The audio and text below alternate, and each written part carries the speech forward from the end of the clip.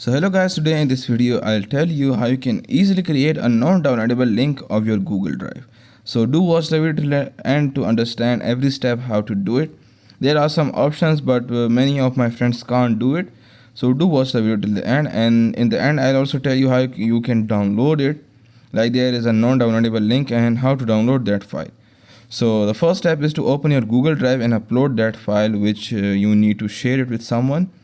So I'll upload it here and you can see below it is uploading. It's a PDF, so it can be any type of file, a text file, a video, or anything. So here now you need to click on the three dots and then you'll get an option of share. Just click on that and then click on share, and here you can see many of my friends do is the restrict one is like you will give the access to that file. Like if someone clicks on that link, it will first send a request to you, and then when you accept it, then he can open that link. But what you need to do is anyone with this link and just select the viewer option only. But still your PDF is downloadable. I'll show you in my next page, and it will be with a different account. So I'll click on my another account and open that file. I have already copied that link, so I'll just paste it here. And you can see my PDF is open here and I can still download that file. You can just check out, there is a download button and also the print button at the right top corner.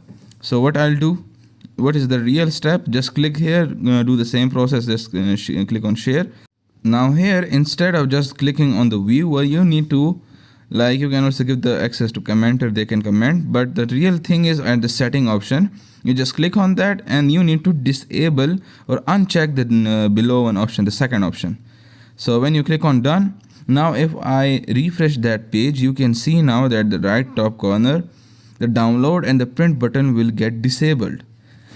Still people can take the screenshot, but it will be a little like if there is a 300 page book, then how will you get the screenshot?